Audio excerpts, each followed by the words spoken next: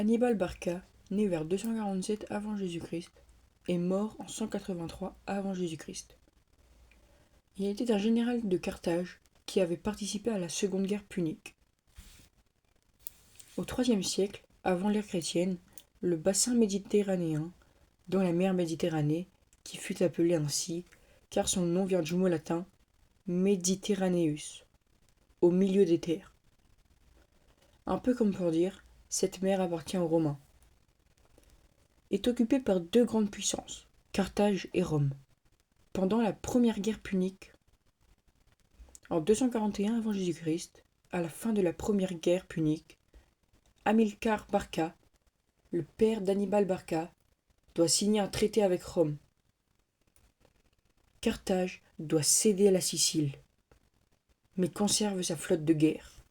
Profitant des difficultés que Carthage rencontre avec ses mercenaires révoltés, Rome arrache à Carthage la Sardaigne et la Corse. Devant cette perfidie, on dit qu'Hamilcar Barca fit jurer à son fils Hannibal d'avoir une haine éternelle envers les Romains. Hannibal participe sous le commandement de son père. Il a la conquête de l'Espagne par les Carthaginois. Les Romains sont irrités car malgré sa défaite, Carthage se montre très entreprenante. De plus, ils craignent les dangers encourus par leurs alliés espagnols. Aussi les Romains souhaitent attaquer Carthage à partir de l'Espagne et en passant par l'Afrique. 2. Pendant la Deuxième Guerre punique. Hannibal choisit d'être plus rapide qu'eux. En 219, avant Jésus-Christ, il attaque et prend la ville espagnole de Sagunto, alors alliée aux Romains. Puis il part vers le nord avec ses mercenaires libères et ses éléphants de guerre. Il traverse les Pyrénées et entre en Gaule transalpine. Il traverse les Alpes avec 36 éléphants et 80 000 hommes, d'après les récits de l'époque. Passé en Gaule cisalpine, nord de l'Italie actuelle, il y recrute des mercenaires gaulois qui se soulèvent contre la domination romaine. Il marche alors sur Rome. Il écrase les légions romaines au lac Trasimène en 217 avant J.C., puis à la bataille de Cannes en 216 avant Jésus-Christ, à l'occasion de la bataille de Cannes. Il se révèle être un grand tacticien, car il détruit une armée romaine 2 fois plus importante que la sienne en effectuant un recul volontaire de son centre, puis en lançant un mouvement enveloppant de l'ennemi par ses 2 ailes de cavalerie. Mais faute de matériel, de siège, Hannibal refuse d'attaquer Rome, qui est alors sans défense.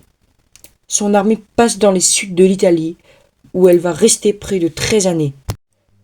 Les Romains du consul Fabius Contactor lui mènent une guerre d'usure. L'enlisement du conflit joue en sa défaveur.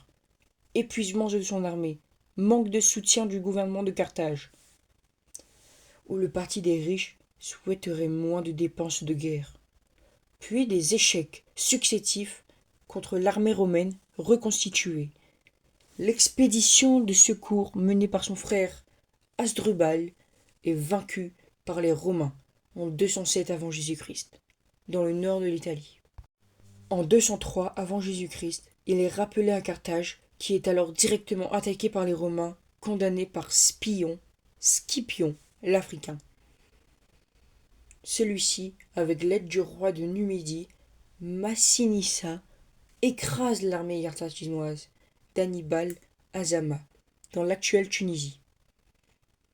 En 202 avant Jésus-Christ, Carthage doit abandonner l'Espagne. Sa flotte et ses éléphants de guerre sont détruits, et elle doit payer une énorme indemnité de guerre. Après la deuxième guerre punique, avec l'aide de l'armée et du peuple, Hannibal est élu suffète, un des 2 dirigeants de la ville. Il tente des réformes en faveur du peuple. Mais en 195 avant Jésus-Christ, il doit s'exiler en Asie chez le roi Antiochos de Syrie, qu'il aide dans sa guerre contre les Romains. Malheureusement, Antiochos perd en 189 avant Jésus-Christ. Hannibal se réfugie en Bithynie, dans l'actuelle Turquie. Les Romains lui demandent de se livrer, celui-ci préfère se suicider en s'empoisonnant en 183 avant Jésus-Christ.